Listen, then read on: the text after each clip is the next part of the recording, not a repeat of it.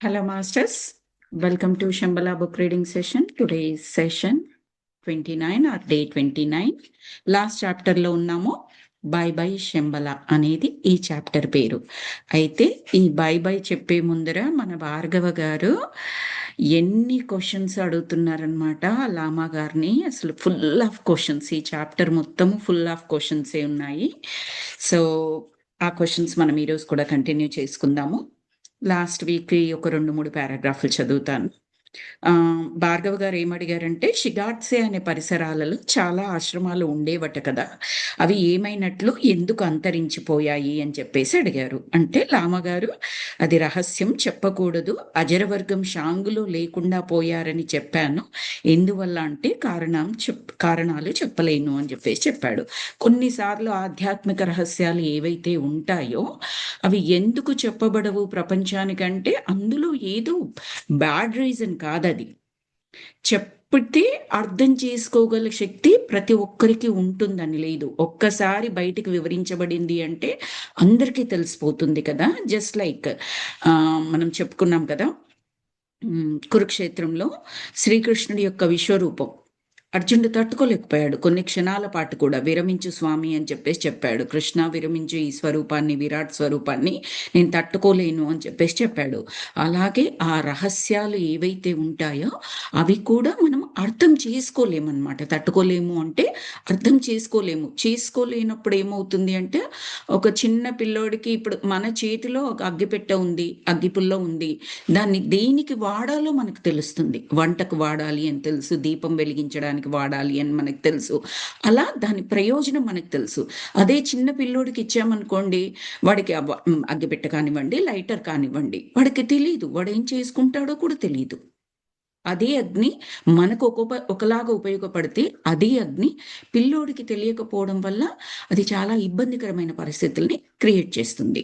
అదేవిధంగా ఈ ఆధ్యాత్మిక రహస్యాలు ఆ ఫ్రీక్వెన్సీ అది అర్థం చేసుకోగలిగే వాళ్ళకి ఖచ్చితంగా తెలుస్తుంది. ఎవరికి తెలియకూడదు అనేది కాదు అక్కడ మీనింగ్.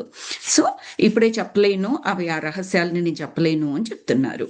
అయితే భార్గవ్ గారు, శంబల ఎక్కడో ఉందని ఊరిస్తున్నారు కదా మీరు, నిజానికి ఇక్కడ దగ్గరలోనే ఉంది, మేము స్వయంగా వెళ్ళి చూసి కూడా వచ్చాము, మరి ఇప్పుడేమంటారు?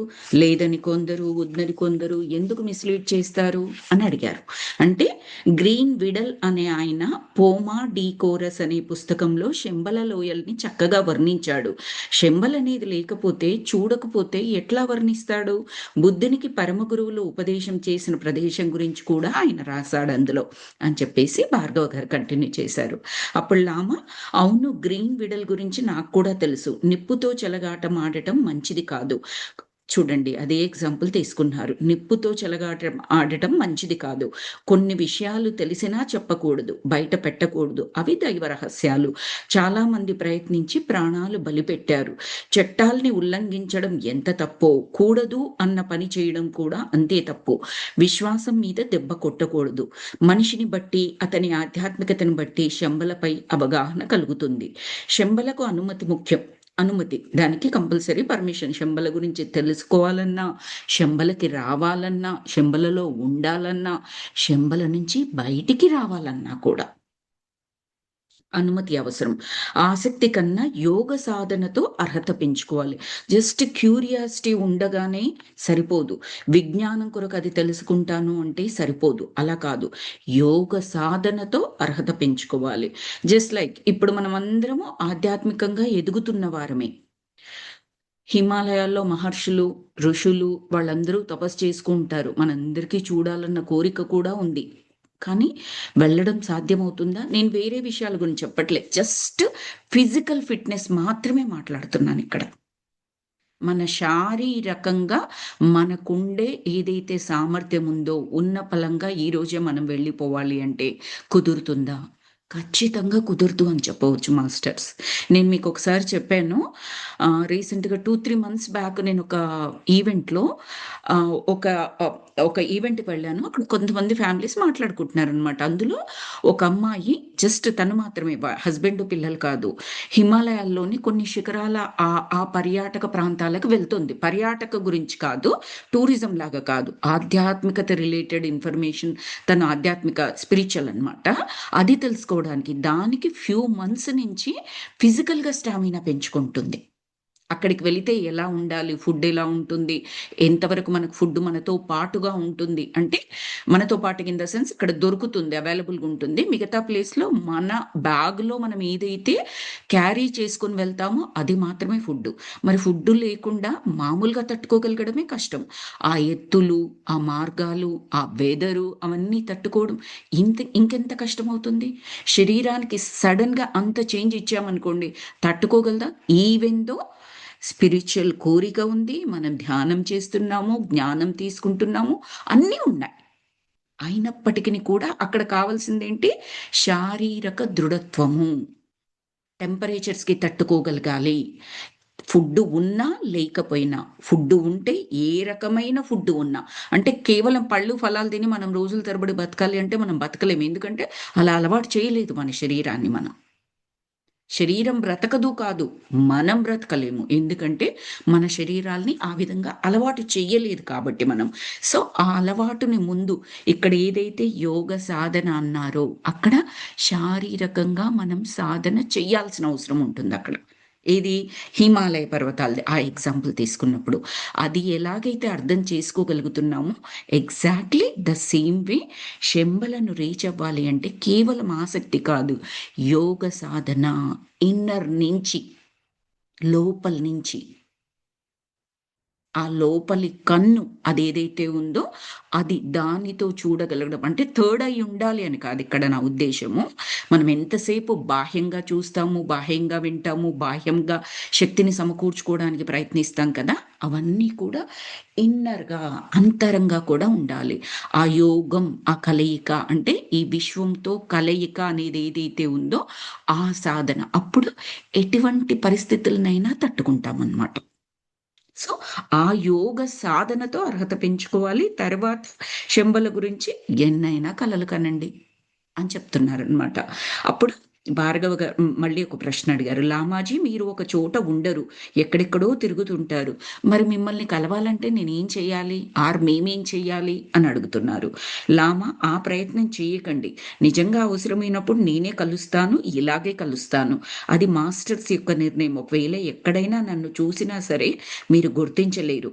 నేనే మిమ్మల్ని కలుస్తుంటాను. ఎప్పుడు, ఎక్కడ, ఏ రూపంలో కలుస్తానో చెప్పలేను. అందుకే గుర్తించలేరు. భగవంతుడు మనకు సాయం చేయాలి అనుకున్నప్పుడు కిరీటం పెట్టుకొని, అన్ని ఆభరణాలు పెట్టుకొని, ఆ వస్త్రాలు ధరించి మన ముందర సినిమాల్లో చూపించినట్టుగా లేదా మనం గర్భగుడిలో ఆ విగ్రహాన్ని, ఆ దైవాన్ని ఎలాగైతే సందర్శిస్తామో అలాగే కనిపించరు.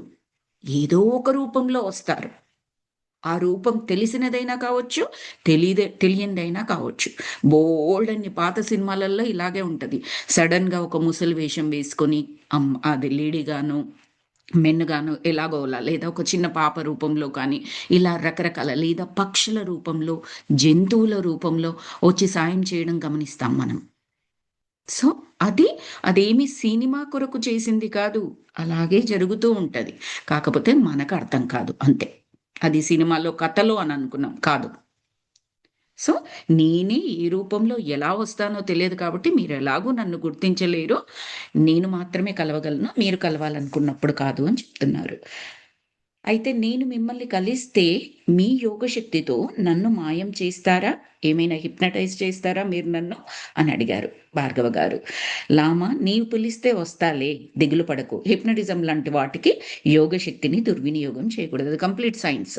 దానికి యోగశక్తిని వినియోగం కాదు. దానికి సైన్స్ అక్కడ చదువుకున్నది ఆ మాత్రం చేస్తే సరిపోతుంది కానీ, మనం యోగం ద్వారా నేర్చుకున్న శక్తిని అక్కడ ఉపయోగించకూడదు. అలా ఉపయోగించకూడదు.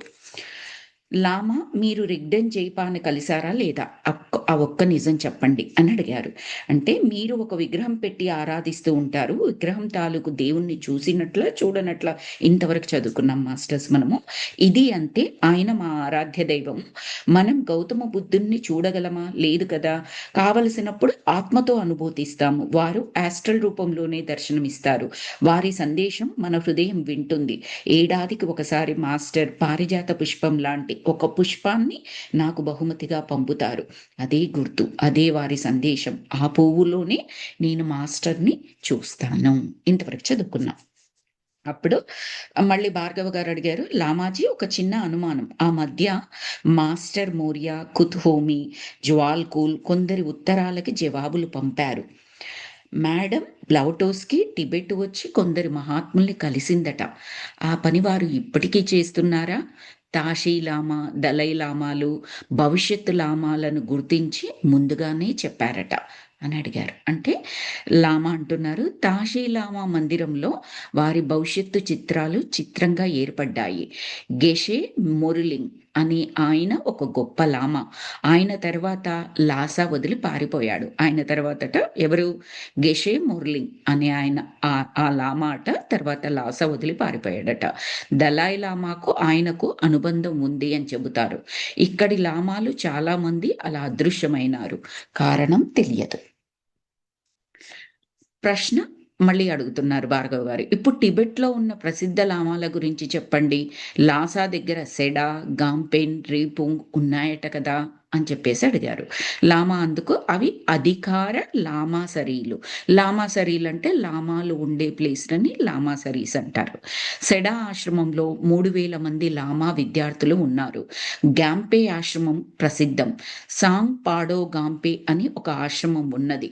అక్కడికి ఎవరు వెళ్ళలేరు. అక్కడ ఒక గొప్ప లామాలు ఉంటారు. ఇవన్నీ కూడా ఈ రోజు కూడా ఉన్నాయి మాస్టర్స్. ఇది శంబల కాదు, టిబెట్‌లో అని చెప్తున్నారు. ఎందుకంటే లోక్సాంగ్ రాంపా అని చెప్పేసి అతను రాసిన బుక్స్ ఉంటాయి. తన బుక్స్ వీటి మీదనే ఉంటాయన్నమాట. చాలా బావుంటాయి.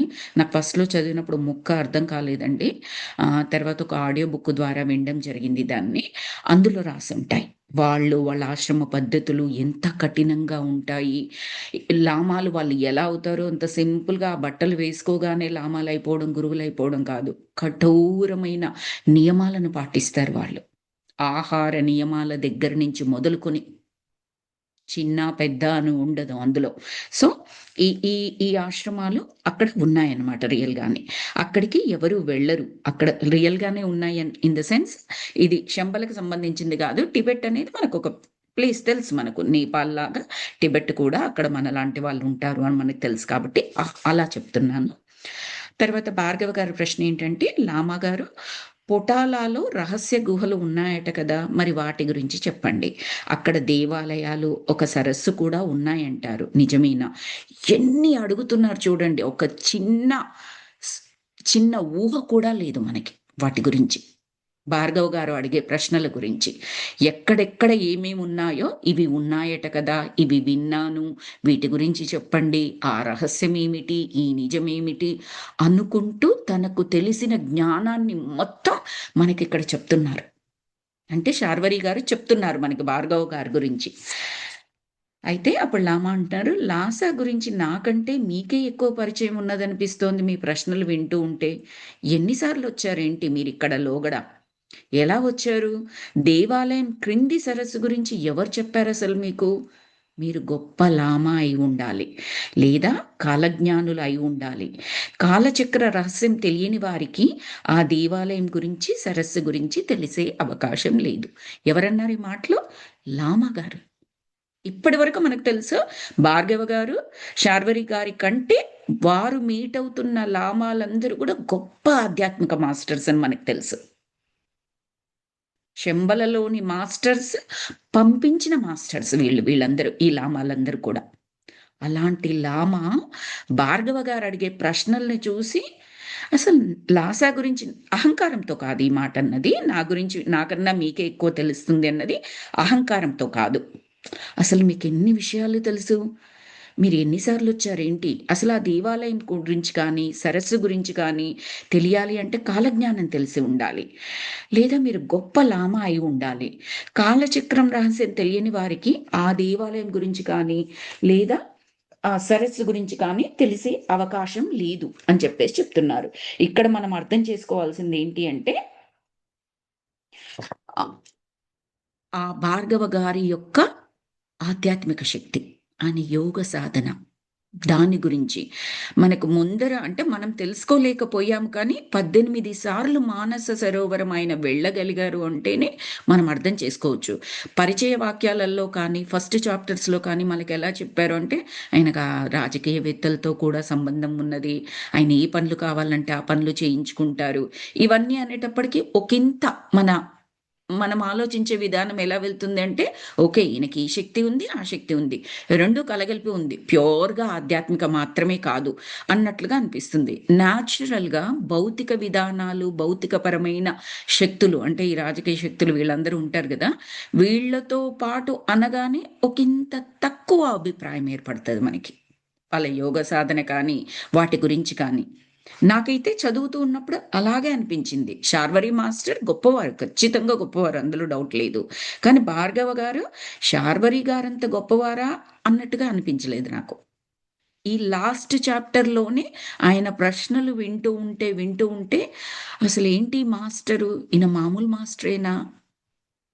లామా కూడా కాదు. అంతకన్నా గొప్ప మాస్టరా అన్నట్లుగా అనిపిస్తుందనమాట. బికాజ్ ఈయన దగ్గరికి శివాని అనే ఒక చిన్న పాపను కూడా పంపించారు. ఎవరు పంపించారో మనకు తెలియదు. తెలియకపోయినా మనం అర్థం చేసుకోగలము. అత్యద్భుతమైన ఆధ్యాత్మిక శక్తి కలిగిన మాస్టర్సే ఆ శివానీని పంపించారు. అంటే ఇప్పుడే ఇంతకుముందే చదువుకున్నాం కదా! నేను కావాలన్నప్పుడే కనిపిస్తాను, మీరన్నప్పుడు కనిపించను, ఏ రూపంలో కనిపిస్తానో కూడా తెలియదు అన్నారు కదా! అలాంటి ఒకానొక రూపమే శివాని అని మనం అర్థం చేసుకోవచ్చిక్కడ. 10 సంవత్సరాల కేవలం ఒక చిన్న పాప కాదు ఆమె. అందుకే ముందరే చెప్పారు. దేవతలాగే కొలుస్తాడు అని చెప్పారు. ఆ పాపని బాగా చూసుకుంటాడు అని చెప్పొచ్చు. దేవతలాగే కొలుస్తాడు అని చెప్పేసి చెప్పారు మనకి. సో, ఇప్పుడు ఈయన అడిగిన తర్వాత భార్గవ గారన్నారు, "మహోదయ, హిమాలయ పర్వత గుహలలో తపస్సు చేసే వారికి దేవతలు ఆహారం తెచ్చి పెడతారట. నిజమా? అది అసంభవం కదా!" ఏమాత్రం ఆయన అన్నదానికి ఆన్సర్ ఇవ్వలేదు. జనరల్‌గా ఏంటి మనలో నాకు తెలుసు అన్న ఒక తెలియని అహంకారం మనలో ఉంటుంది. బయటికి అది అహంకారంలాగా కనిపించకపోవచ్చు. అహంకారం కూడా కాకపోవచ్చు. బట్ నాకు తెలుసు, నాకు అన్న పదమే ఒక రవ్వంత ఆహ్, ఆహ్, ఆ అహంకారాన్ని కలిపి ఉంచుతుందనమాట. ఆ ఇగో అనేది. పూర్తి నెగెటివ్ అని చెప్పలేము. ఎట్ ద సేమ్ టైమ్ ఉందా, నేను, నాకు అలాంటివనేవి ఆ మనిషిలో ఇంకా ఉన్నాయంటే రవ్వంత ఉంది అని కూడా చెప్పవచ్చు. సో, ఈయన ఏమాత్రం అక్కడ ఆన్సర్ చేయలేదు దానికి. చేయకుండా మహోదయ ఇంకో క్వెషన్ అడిగారు. హిమాలయ పర్వత గుహల్లో తపస్సు చేసేవారికి దేవతలు ఆహారం తెచ్చి పెడతారట. అది నిజమా? అని అడిగి మళ్ళీ తనే ఇది అసంభవం కదా! అలా ఎలా జరుగుతుంది?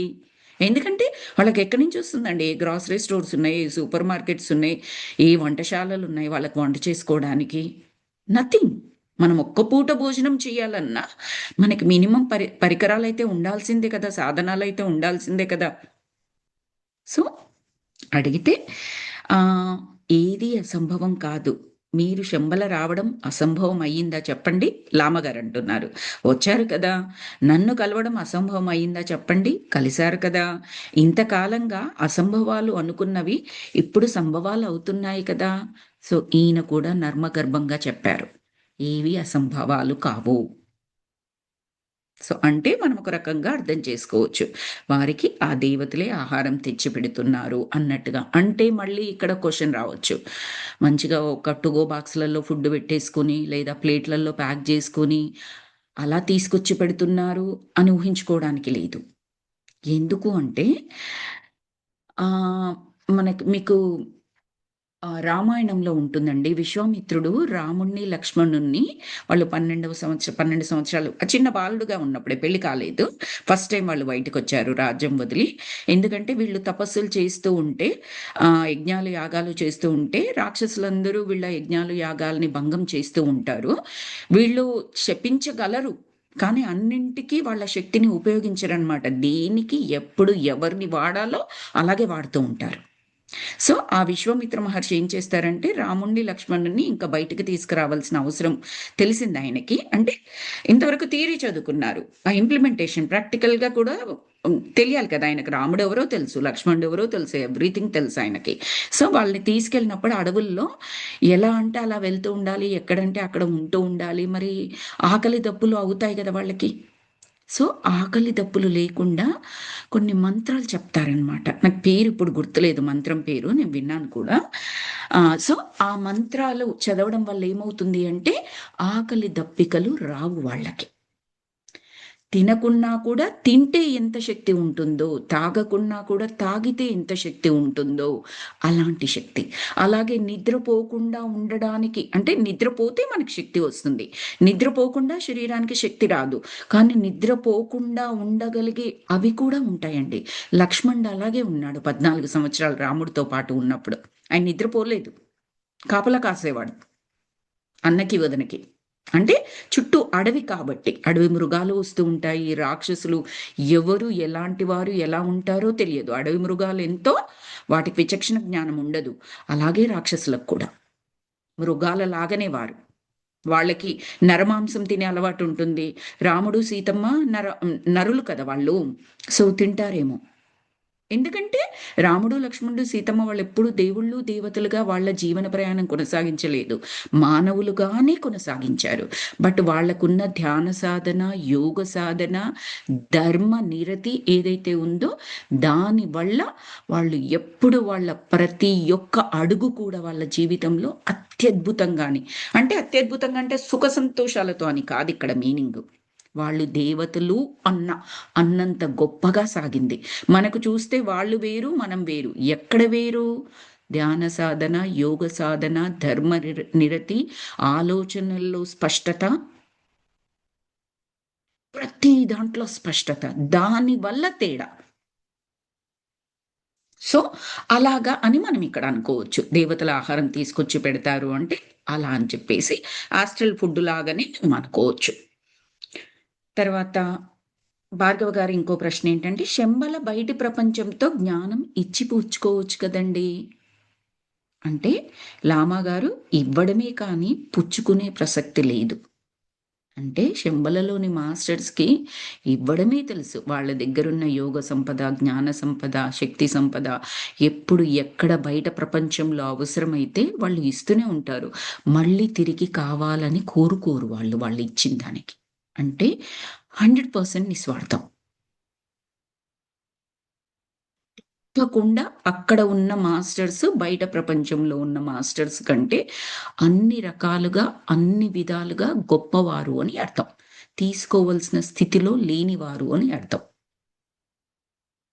వాళ్ళకు తీసుకోవడం అన్న ఆలోచనే ఉండదు.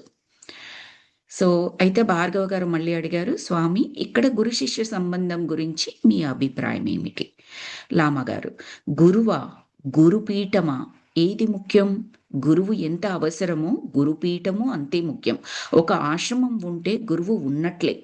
వ్యక్తిగతంగా గురువులు ఉండరు. ఆశ్రమాలని అంటిపెట్టుకొని ఉండేవారే గురువులు." మళ్ళీ ప్రశ్న. మహాత్మా కాలచక్రం గురించి మీ అభిప్రాయం చెప్పండి. మళ్ళీ ఇంకోసారి అడిగారు కాలచక్రం గురించి. లామగారు ఏమని చెప్తున్నారంటే, కాలచక్రము అంటే కాలజ్ఞానము. ఎంత దూరం నుండి అయినా శబ్దం వినిపిస్తుంది. అంటే విశ్వనాదాలని వినగలగడం. చాలా కాలం క్రిందట మిలారెప అనే యోగి తన హృదయంతో దివ్య సందేశాలను వినేవాడు.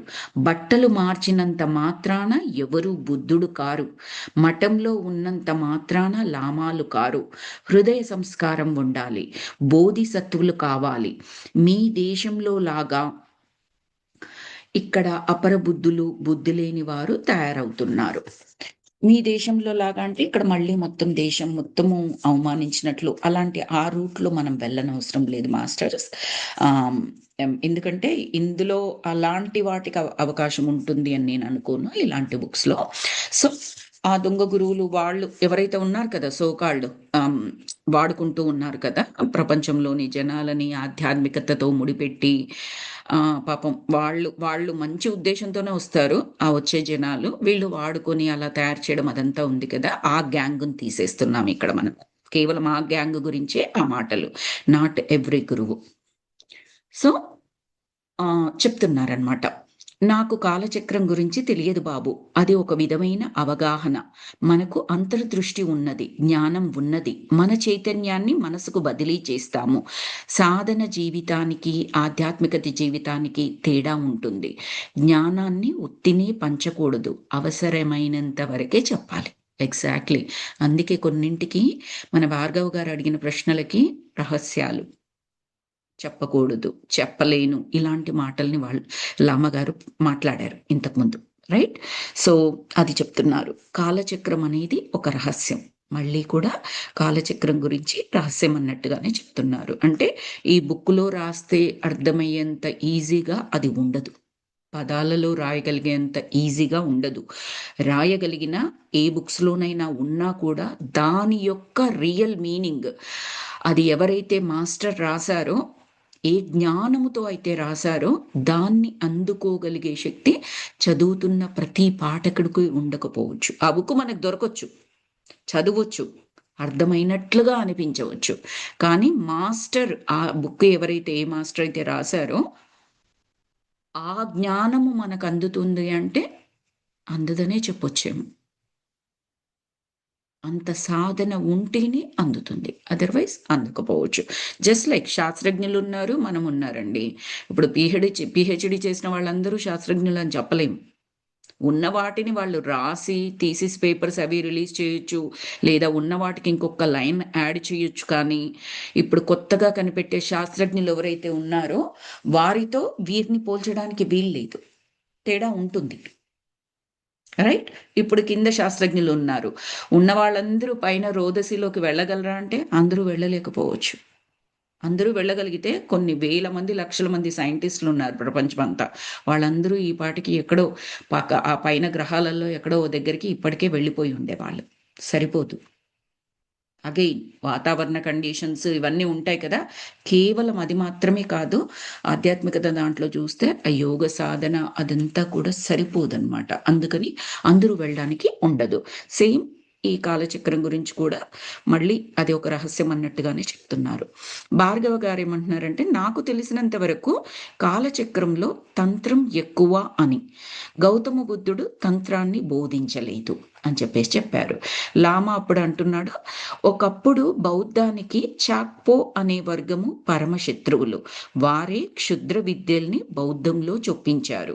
ఆ వర్గం వారు క్షుద్ర పూజలు చేసేవారు. ఎవరు? చాక్పో అనే వర్గం వారట బౌద్ధాన్ని, అంటే బౌద్ధ మతము అని కాదు ఇక్కడ, విధానము అనుకోండి.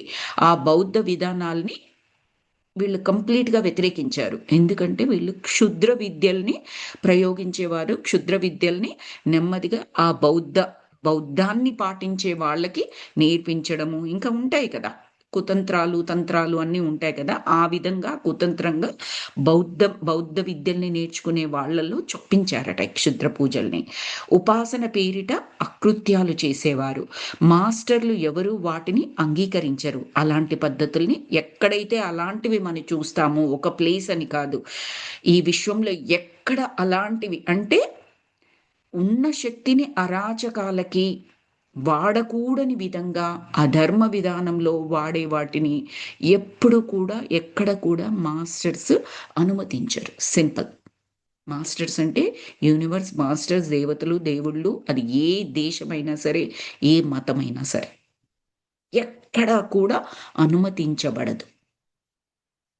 దేవుడి పేరిట, దేవుడి గ్రంథాల పేరిట ఏదైతే చెప్పబడుతోందో, ఇలా చెప్పాడు మా దేవుడు, ఇలా చంపమని చెప్పాడు అన్నవి సంపూర్ణంగా అబద్ధాలే. ఎక్కడ చెప్పబడు దుష్ట శిక్షణ శిష్ట రక్షణ చేయమని చెప్పాడు. అంటే అర్థం, కుదిరినంత వరకు వారిలో ఉన్న దుష్టత్వాన్ని నాశనం చేయి. లోపల ఉన్న మనిషిని కాదు, దాన్ని కాదు, దుష్టత్వాన్ని. అప్పుడేమవుతుంది? వారి ఆత్మ కూడా ప్రగతి పదంలో వెళ్తుంది కదా! అభివృద్ధి పదంలో. అది చేయడం అక్కడ. మనకిప్పుడు భగవద్గీతలో దుష్ట శిక్షణ, శిష్ట రక్షణ అని చెప్పేసి ఉంటుంది. దాని మీనింగ్ కూడా అంతే అండి. కురుక్షేత్రంలో మనం చూడాల్సింది లక్షల మంది చనిపోయారు అని కాదు. వాళ్ళందరి వ్యక్తిత్వాలేంటి? వారు భూమికి ఎంత భారంగా మారారు. వారు అంటే వారి శరీరాలు కాదు, వారి వ్యక్తిత్వం వలన.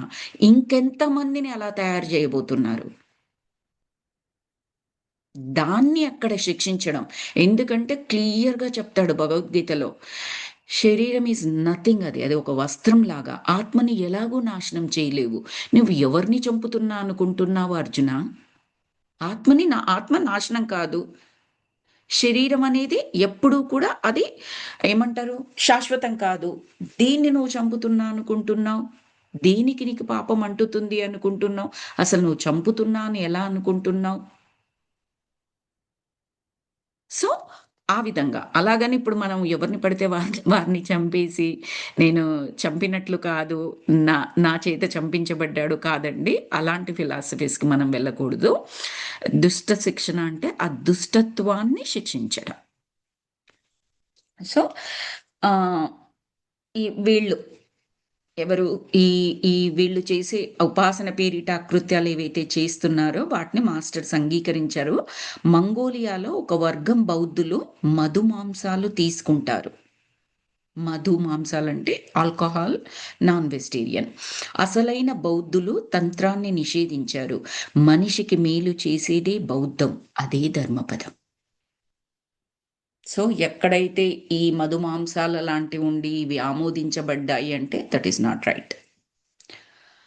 ఇంకొక ప్రశ్న. భోజనం లేకుండా నిద్రపోకుండా ఉండడం ఎలా సాధ్యం? అవసరమా? అని అడిగారు. అంటే చెప్పాను కదా! ఏది అసాధ్యం కాదని. అజరలకు కాలచక్ర రహస్యం గురించి తెలుసు. అది ఇండియా నుండి వచ్చిన విద్య. అది శ్రీ విద్య అని అంటారు. భారత్‌లో శ్రీచక్రానికి, కాలచక్రానికి పోలికలు ఉన్నాయి. అందరూ కాలచక్ర ధర్మాలు పాటించడం లేదు. బుద్ధుని సూత్రాలు అన్నీ కూడా మనిషికి మేలు చేసేవే. ఒకప్పుడు బౌద్ధ స్తూపాలలో లింగ ప్రతిష్ఠ చేసేవారు. అవి ఆనాటి నుండి శివలింగాలుగా మారాయి. నాటి బౌద్ధ స్తూపాలే నేటి శివాలయాలు. మంచిగా జీవిస్తూ తపస్సు చేయడం అన్నది కాలచక్ర రహస్యం అని చెప్పేసి చెప్తున్నారు. మళ్ళీ ప్రశ్న. మహాలామా థాంక్స్. మీరిచ్చే సందేశం ఏమిటి? అలాగే మమ్మల్ని ఆశీర్వదించండి అని అడిగారు. అంటే లామా చెప్తున్నారు, ఆధ్యాత్మిక జీవితం అంటే ధర్మంగా జీవించడం, ధ్యానులుగా జీవించడం, యోగాన్ని, నిత్య నైమిత్తికాలని ఒకటి చేసుకోవడం. ఫస్ట్ 2 సెంటెన్సెస్ మనకర్థమవుతాయి. ధర్మంగా జీవించడం, ధ్యానులుగా జీవించడం ఇది మనకు తెలుసు. యోగాన్ని, నిత్య నైమిత్తికాలని ఒకటి చేసుకోవడం. అంటే మీనింగ్ ఏంటంటే, నిత్య జీవితం ఉంది. దాన్ని మనం సింపుల్‌గా సెపరేట్ చేయడానికి 2 పదాలు వాడతాము. ఆధ్యాత్మిక జీవనము, భౌతిక జీవనము. నిజానికి అవి 2 కావు. మొట్టమొదట అర్థం చేసుకోవడానికి అవి 2గా విడతీసి, విడివిడిగా అర్థం చేసుకోవడము, దీని అవసరాలు, దాని అవసరాలు అనుకుంటూ మాట్లాడుకోవడం చేస్తున్నామంటే, భౌతిక జీవితం అవసరాలు, ఆధ్యాత్మిక జీవితం విధానాలు ఇలా మాట్లాడుకుంటున్నాము. ఉన్నది ఒకటే జీవితం. ఒకటే జీవన విధానం, ఆధ్యాత్మిక జీవన విధానం. మనకు ఋషులు కానీ, మన సనాతనులు ఎవరైతే ఉన్నారో, వాళ్ళు చెప్పిన జీవన విధానంలో 2గా లేదు. 2 కలగలిపి ఉన్నాయి. బికాస్ అంతిమ లక్ష్యం అనేది ఏంటంటే పూర్ణాత్మని చేరడం, పూర్ణాత్మగా మారడం. ఎక్కడి నుంచైతే విడిపడి వచ్చామో అక్కడికే చేరుకోవడం. అది. సో, యోగాన్ని, నిత్య నైమిత్తికాలని అంటే ఏంటంటే యోగం ఈ పరమాత్మలో కలిసేదాన్ని కలయిక గదా! యోగము అంటే దేనిలో కలుస్తున్నాము? యూనివర్స్‌లో కలుస్తున్నాము. అపూర్ణాత్మలో కలుస్తున్నాము. రైట్? సో, దానిని మన రోజు చేసే కార్యక్రమాలు అవసరాని కొరకు కానీ, కోరికల కొరకు కానీ, మనం చేసే కార్యక్రమాలు ఉంటాయి కదా! ఒక జాబ్ చేయడం, ఇంట్లో పనులు చేసుకోవడం, పిల్లల్ని పెంచడం, పిల్లల్ని కనడం, ఇవన్నీ కార్యక్రమాలు కూడా ఎలా చేయాలి? రెండింటిని ఒకటిగా చేసుకోవాలి. అంటే బ్రెయిన్‌లో మనకి ఎలాగా ఉండాలి అంటే, ఆత్మస్థితిలో ఉంటూ జీవనం సాగిస్తాం. దేవతలకి దేవుళ్ళకి పెళ్ళిళ్ళు అయ్యాయి, భార్యలు భర్తలు ఉన్నారు, పిల్లలు ఉన్నారు. మనకు కొన్ని చూసినట్లయితే ఈ సంసారం లాగా అలా కూడా ఉంది. రాముడు సీత, రైట్, కృష్ణుడికి పెళ్ళయింది. కానీ వాళ్ళందరిది ఏంటంటే యోగము, నిత్య నైమిత్తికాల్ని రెండింటిని కలిపి చేశారు.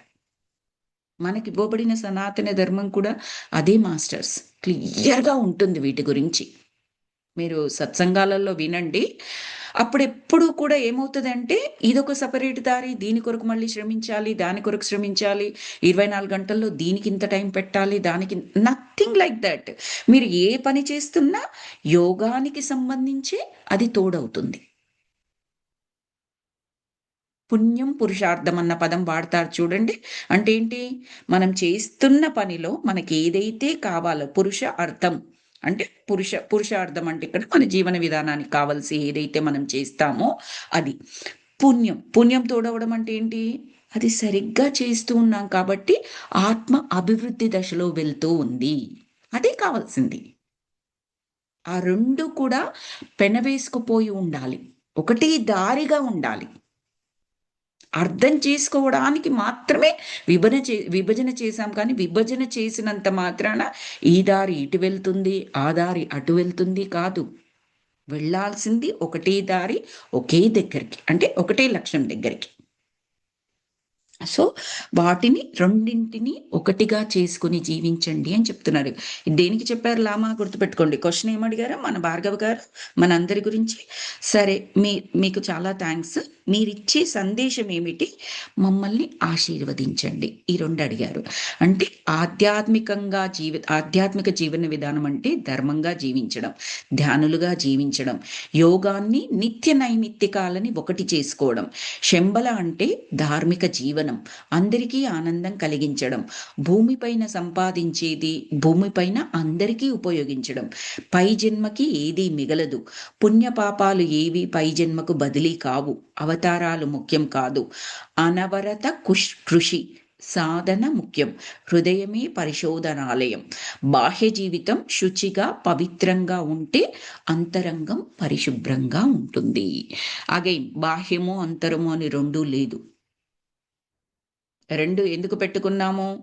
మళ్ళీ మన సౌకర్యార్థమే. బాహ్యంగా మనం తీసుకునే ఫుడ్ ఏదైతే ఉందో అది అంతరంగా క్లీన్ చేయగలగాలి, శుద్ధి చేయగలగాలి. అందుకే మనం సాత్విక ఆహారము అని అంటాము. మన మాస్టర్స్ చూడండి, మన పత్రిజీ గారు కానివ్వండి, ప్రేమ్నాథ్జీ కానివ్వండి, మన జీకే సార్ కానివ్వండి, రీసెంట్గా వచ్చిన శ్రీదేవి మేడం కానివ్వండి, వాళ్ళ ఫుడ్ హ్యాబిట్స్ని చూడండి. వాళ్ళు ఎంత తిరుగుతూ ఉంటారు ప్రపంచ దేశాలు, ఫుడ్ హ్యాబిట్స్ మాత్రం ఎక్కడా కూడా చెక్కు చెదరని పర్వాలి. మనకు అర్థమయ్యే భాషలో ఎలా చెప్తారంటే ఎనర్జీస్ డిస్టర్బ్ అవుతాయని. What does that mean? వాళ్ళు యోగాన్ని, నిత్య నైమిత్తిక కర్మల్ని రెండింటిని పెనవేసుకొని ప్రయాణిస్తున్నారు జీవన విధానంలో. బాహ్యంగా తీసుకునే ఫుడ్ అంతరంగా కూడా శుద్ధి చేయగలిగే విధంగా, అంటే ఆ ధ్యానం కూడా చక్కగా కుదురుతుందండి. ఏ హోల్స్ ఉండవు. ఒక బకెట్కి హోల్స్ ఉంటే వాటర్ని ఎలాగైతే పూర్తిగా తీసుకెళ్ళలేమో కారిపోతూ ఉంటాయి. మనం వెళ్ళాల్సిన ప్లేస్కి చేరేటప్పటికి అందులో వాటర్ ఉండనవచ్చు, ఆ రంధ్రాల ద్వారా బయటికి పోనవచ్చు. మోయడం మాత్రం మనం మోస్తూ ఉన్నాం. తీసుకొచ్చినప్పుడు ఫస్ట్ ఫుల్ బకెట్టే తీసుకున్నాం, కానీ ప్రాబ్లం ఎక్కడొచ్చింది? లీకేజెస్ వల్ల వచ్చింది. మనము సాధన చేస్తున్నాము, జ్ఞానాన్ని తీసుకుంటున్నాము, చదువుతున్నాము, వింటున్నాము, అన్నీ చేస్తున్నాము. బట్ లీకేజెస్ ఏమున్నాయో గమనించుకోవాలి మనం. సో అది బాహ్య జీవితం శుచిగా పవిత్రంగా ఉంటే అంతరంగం పరిశుభ్రంగా ఉంటుంది. దగ్గర మార్గంలో సంపూర్ణ మానవుడు కావడం కాలచక్ర రహస్యం. కాలగీయ కాలగీయ కాలగీయ అని చెప్పారనమాట. ఇది అంతవరకే. ఆ ప్రశ్నలు జవాబుల కార్యక్రమం ఏదైతే ఉందో అంతవరకే ఉంది మాస్టర్స్. తర్వాత ఏం చెప్పారంటే తిరుగు ప్రయాణం. అదే చాప్టర్లో ఒక సబ్ హెడ్డింగ్ లాగా పెట్టారు, తిరుగు ప్రయాణం. అది ప్రయాణము, పలాయనము తెలియనంత ఆనందంగా ఉంది నాకు అంటే మళ్ళీ ఎవరు వచ్చారు? శార్వరి గారు వచ్చేసారు ఇప్పుడు మళ్ళీ. ఢిల్లీ నుండి శంబలకు బయలుదేరినప్పుడు ఆనందం, తడబాటు, తనం శంబల నుండి తిరిగి ఢిల్లీ ప్రయాణంలో లేకపోయినా సరే ఆనందంగా ఉంది. తడబాటుతనం బొత్తిగా లేదు. శంబల వెళ్ళి ఏం సాధించామంటే నోరు వెళ్ళబెట్టాల్సిందే. ఎందుకంటే ఏమీ సాధించకపోవడమే గొప్ప విజయం. కాఠ్మాండు వదిలిన మా ఫ్లైటు 2 గంటలు, వీళ్ళ తిరుగు ప్రయాణం మొత్తం ఇప్పుడు. కాఠ్మాండు వదిలిన మా ఫ్లైటు 2 గంటల్లో ఢిల్లీ చేరింది. ఇందిరాగాంధీని ఇంటర్నేషనల్ విమానాశ్రయం కనిపించగానే ప్రాణం లేచి వచ్చింది. అమ్మయ్యా అనుకున్నాము. విమానం ఢిల్లీ వైపు సాగుతున్న ఆలోచనలు శంబల్ని వదలడం లేదు. అది ఒక స్వప్నం, మధురమైన స్వప్నం, ఊహల్లో నిలిచిపోయిన స్వప్నం. అదే ఆనందం వారితో పాటు వెళ్తుందండి.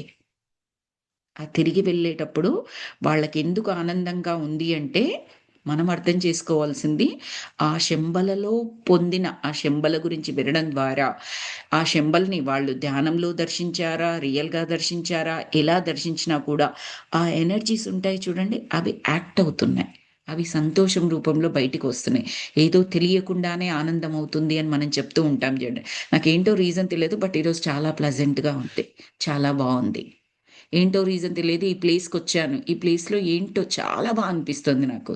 ఏంటది అక్కడ ప్లేస్‌లో? ఏముందని? ఏ రీజన్ చెప్పగలం మనము? నథింగ్. కానీ ఏదో ఉంది. మనకు తెలియకపోవచ్చు. అందుకని మనకి ఆహ్లాదంగా ఉంటుంది. ఒక వాటర్‌ని చూస్తే మనకు ఆహ్లాదంగా ఉంటుంది. ఒక సముద్రము, నది, ఒక సరస్సు, వాటి దగ్గరికెళ్తే దాన్ని చూస్తూ ఉంటే ఎందుకంటే అక్కడ ప్రకృతి ఎనర్జీ ఉంది. Nature's energy is there. అంతకు మించిన ఆనందం ఏముంటుంది? ఒక ఫారెస్ట్‌లో చూడండి, అడవి మృగాలు ఏవి లేవు అని అనుకుందాం. 100% వాటిని మన గురించి ఓ పక్కన ఒక ఆశ్రమంలో చక్కగా పెట్టేశారు అనుకుందాం. క్లియర్. ఆ రూట్ క్లియర్ అయిందనుకుందాం. మీరిప్పుడు అడవిలో వెళ్ళేటప్పుడు ఎంత ఎంజాయ్ చేస్తారు. మనకు కాస్తో కూస్తో భయం దేనికుంటది? ఆ మృగాలు, ఈ మృగాలు ఉంటాయి, అవి అడ్డులో వస్తాయేమో అని చెప్పేసి మనకు భయమేస్తూ ఉంటది. ఆ భయం తీసేశారు అనుకుందాం. అడవిలో వెళ్తుంటే ఆ జర్నీ ఎంత ఆనందంగా ఉంటదండి. ఆ చెట్లు, మొక్కలు, మధ్య మధ్యలో పారే నీరు, వాటన్నింటిని చూస్తే ఏంటక్కడ ఏ సంగీతము లేదే, ఏ సినిమాలు లేవే, ఏ పాటలు లేవే, ఫుడ్డు లేదే, ఏదీ లేదు. భౌతికంగా మనం ఆనందం అనుకుంటున్నవి ఏమీ లేవు. పచ్చటి ప్రకృతి. అన్నింటికి మించి అందులో అడవిలో ఉన్న వృక్షాలన్నీ కూడా మనమేమి నీళ్లు పోసి కెమికలేసి పెంచినయి కావు అవన్నీ. వనరులేసి పెంచినయి కావు.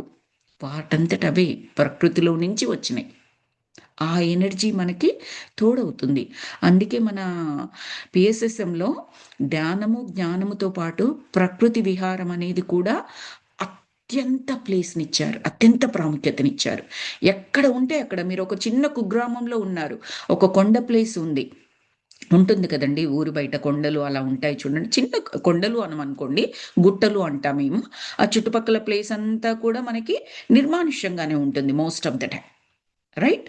అక్కడ చూడండి ఎంత హాయిగా అనిపిస్తూ ఉంటది మనకి. భయాన్ని తీసేయండి.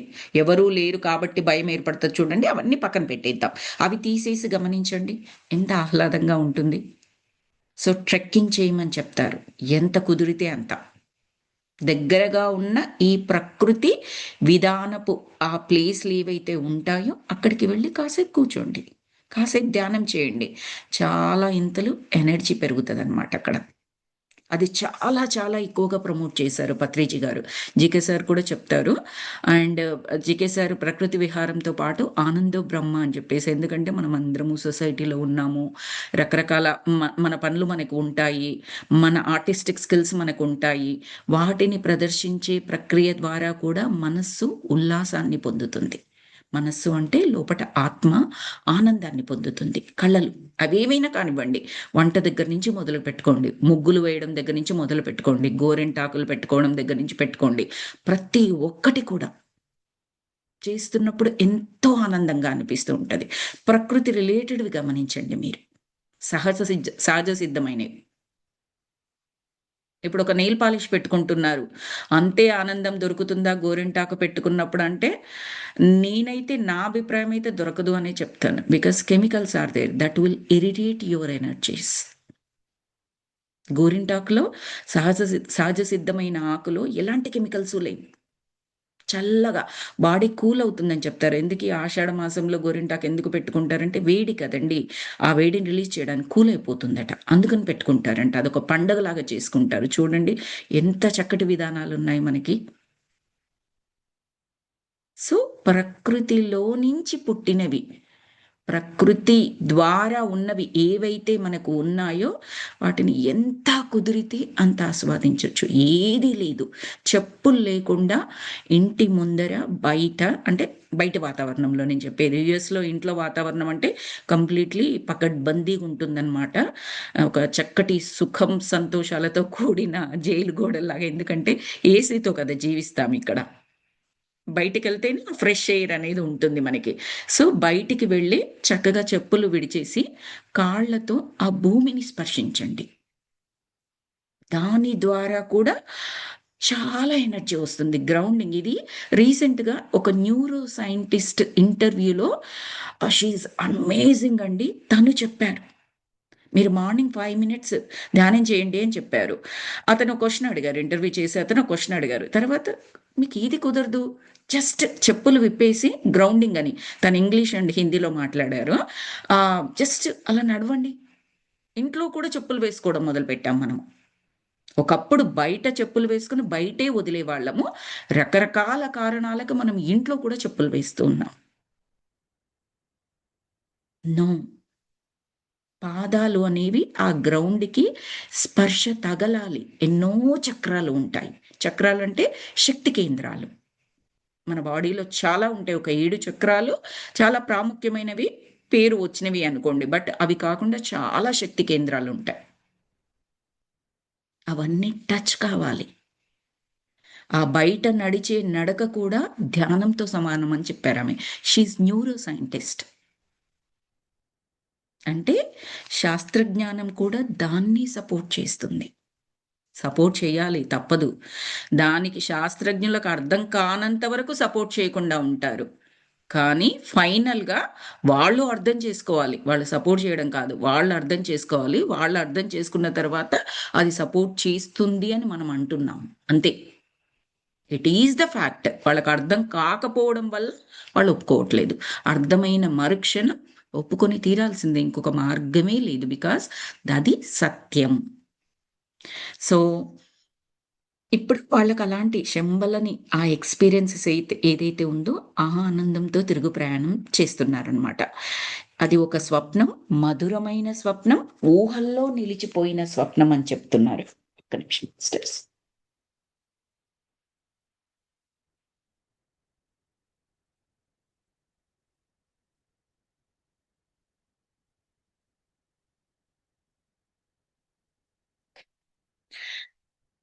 అసలు నా ప్రయాణం కలా, నిజమా అనే సందిగ్ధం. నిజం కలతో మొదలైన ప్రయాణం స్వప్నలోకం వంటి శంబల అనుభవం. నిజ్ నిజం కలతో అంటే మీకు గుర్తుందా మాస్టర్స్? బా శార్వరి గారికి ఎర్లీ మార్నింగ్ ఒక కలొస్తది. ఈ శంబల ప్రయాణం జరక్కముందే ఆయనకొక కలొస్తది ఎర్లీ మార్నింగ్ టైంలో. ఆ కల గురించి చెప్తున్నారు. నిజం కలతో మొదలైన ప్రయాణం స్వప్నలోకం వంటి శంబల అనుభవం. స్వప్నలోకం. నిజంగా ఉండే లోకంలాగా అనిపించదది. నిజానికి కూడా ఇలా మనలాగా ఉండదు ఆ లోకం. మొత్తం కూడా కాంతి లోకం అని చెప్పారు కదా! స్వప్న లోకం వంటి శంబల అనుభవం. నా వరకు అది ఒక జానపద కథ. జానపదులు లేరు గానీ, జ్ఞానపదాలని చూసాము. ఎంత చెప్పారు చూడండి. జానపద కథ. జానపద కథలు నచ్చని వారంటూ ఉండరు. హృదయానికి డైరెక్ట్‌గా టచ్ అవుతాయి జానపద కథలు. చిన్న, పెద్ద, ఆడ, మగ అని లేకుండా ప్రతి ఒక్కరికి టచ్ అవుతాయి ఆ జానపదాలు. సో, ఆ జానపదంతో పోల్చి చెప్తున్నారు. అది ఒక జానపద కథ. జానపదులు లేరు కానీ జ్ఞానపదాలని చూసాము. పదము అంటే మార్గం, దారి. తర్వాత ఇది నిజమైన జ్ఞాన పదకథ. జ్ఞాన పదకథ. ఒక జీవితకాలం స్మృతుల్లో దగిన అనుభవం. ఎన్నో జన్మలకు గాని ఇలాంటి అనుభవం కలగదు కదా ఎవరికైనా. కాట్మాండ్‌లో మా ఫ్లైట్ టేకాఫ్ తీసుకోగానే భార్గవ నిద్రకు ఉపక్రమించాడు. నిశ్చిత మానవుడికి మిన్ను విరిగి మీద పడ్డా దులిపి వేసుకునే స్వభావం. కారణ జన్ముడు. అకారణంగా నా పాలిట పడ్డాడు, తనకు తానే తోడు నీడ, అలుపు సలుపు లేని కర్మిష్టి కర్మయోగి, భార్గవ గుండంటే నాకు ఇష్టం. భార్గవ గారి గుండు ఉంటుంది, ఫస్ట్లో ఎక్స్ప్లెయిన్ చేస్తారు. ఇప్పుడు భార్గవ గారిని ఎలా మెచ్చుకుంటున్నారో చూడండి. మెచ్చుకోవడం ఇన్ ద సెన్స్ మన మెచ్చుకోవడం టైప్ కాదు, ఆయనలోని శక్తిని గుర్తించారు శార్వర్ గారు కంప్లీట్గా. ఒకప్పుడు కూడా తెలుసు, ఇంతగా తెలియదు. ఇప్పుడు ఆయన యొక్క కైండ్ ఆఫ్ విశ్వరూపం చూశాడు అని చెప్పొచ్చు శక్తిపరంగా. ఏమన్నారు? భార్గవ నిద్రకు ఉపక్రమించాడు, నిశ్చింత మానవుడట ఆయన భార్గవ గారు. మిన్ను విరిగి మీద పడ్డ తులిపి వేసుకునే స్వభావం. దీన్ని నెగిటివ్గా కాదు మనం ఇక్కడ తీసుకోవాల్సింది. మిన్ను విరిగి మీద పడ్డా అంటే ఆకాశం విరిగి మన మీద పడ్డ దులిపి వేసుకునే స్వభావం మనం నెగిటివ్ సెంటెన్సెస్లో కూడా వాడదు. వీడికి ఏమన్నా ఉండదు, ఎంతన్నా బుద్ధి రాదు, మనం ఎన్ని తిట్లు తిట్టినా మిన్ను విరిగి మీద పడ్డా ఇలా నెగిటివ్ సెంటెన్సెస్లో కూడా వాడుతారు. అలా కాదు మనం ఇక్కడ నిశ్చలంగా ఉండడం అన్నమాట. 1 సెకండ్ మాస్టర్స్.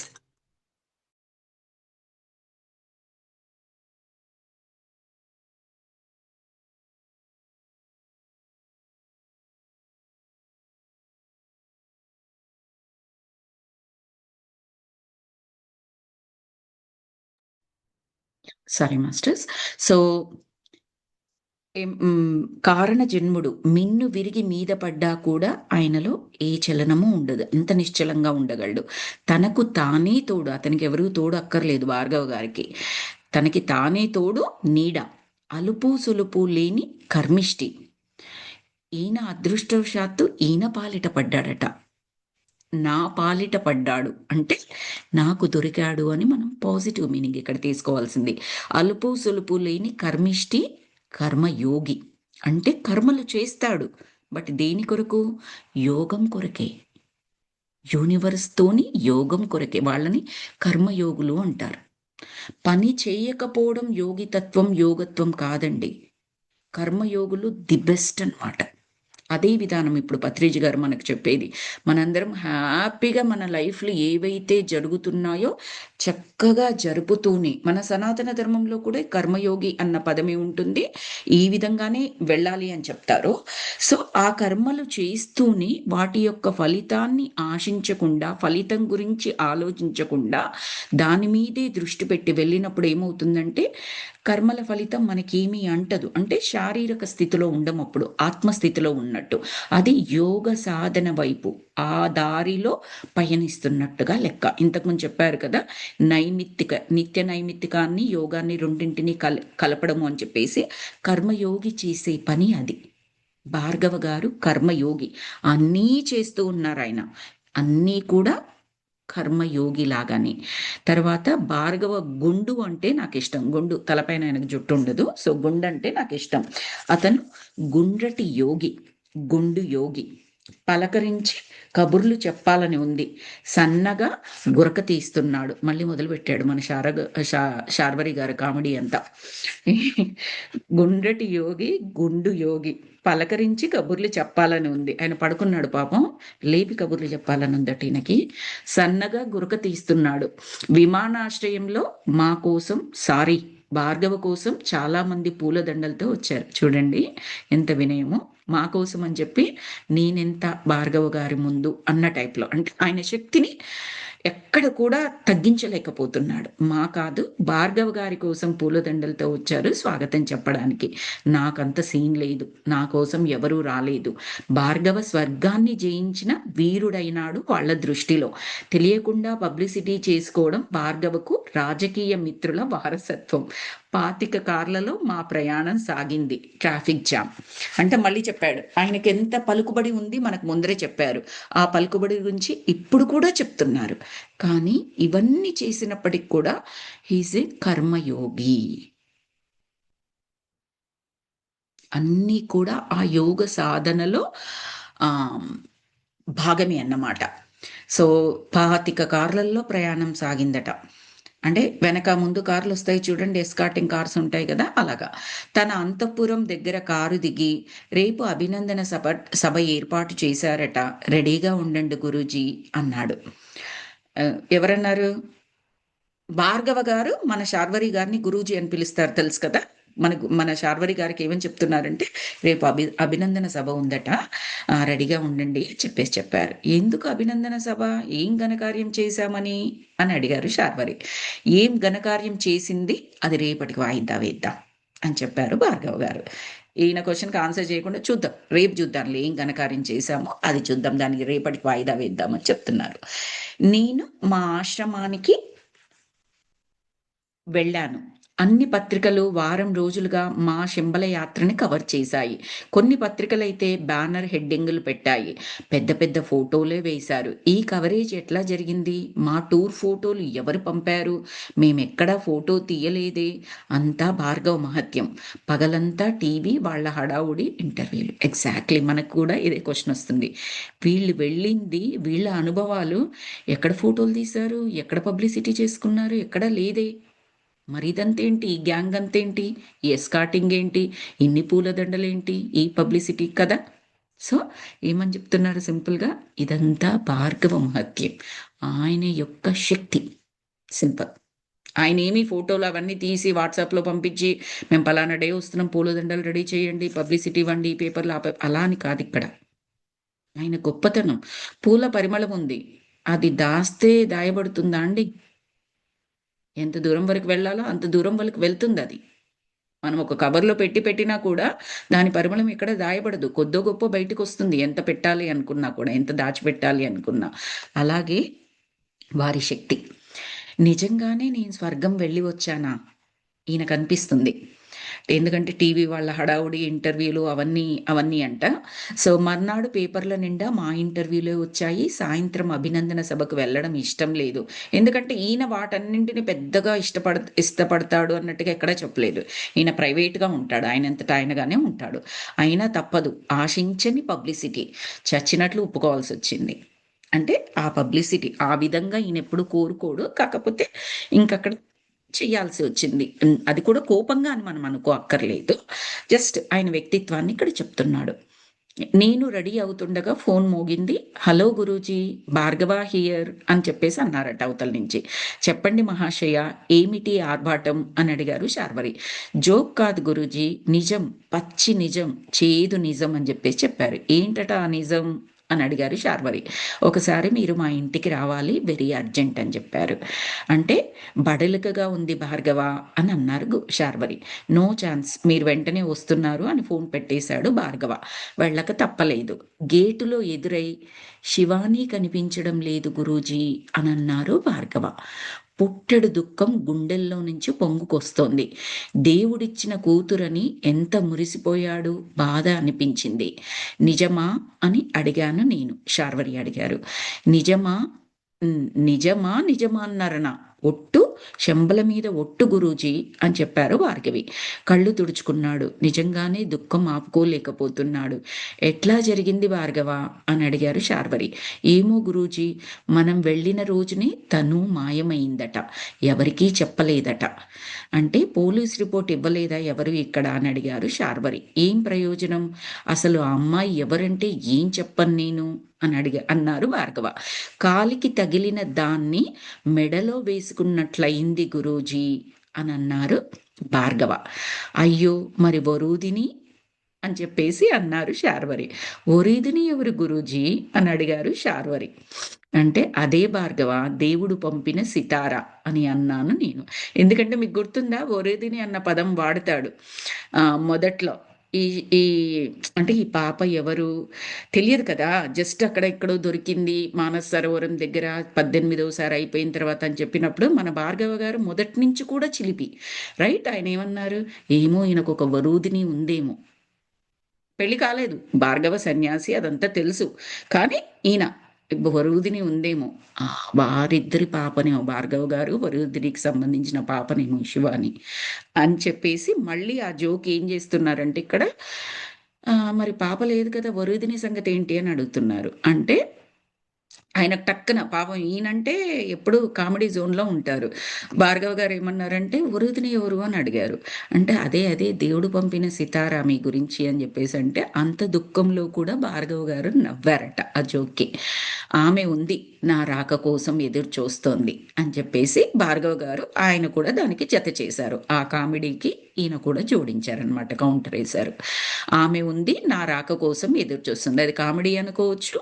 ఈయన ఈయన గొప్ప యోగశక్తి కలిగిన వాడు.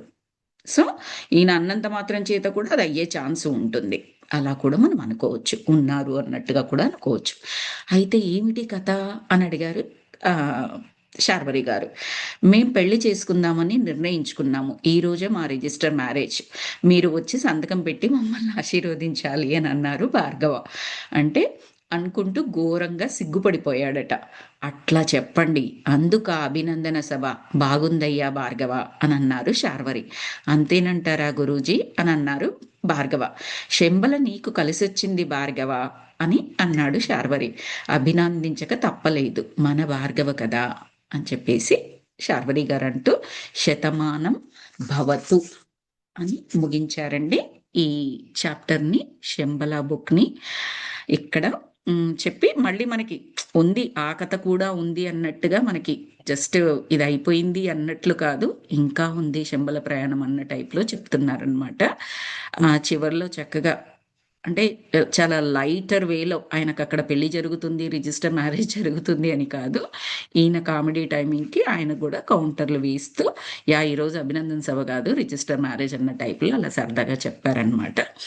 సో అది masters Shambhala book reading session. Shambhala book మనము ఈ రోజుతో ఇక్కడ కంప్లీట్ చేసుకున్నాము. శతమానం భవతు అని మనందరినీ కూడా దీవిస్తున్నారు శంబల మాస్టర్స్ అందరూ, శార్వరి మాస్టర్, భార్గవ మాస్టర్.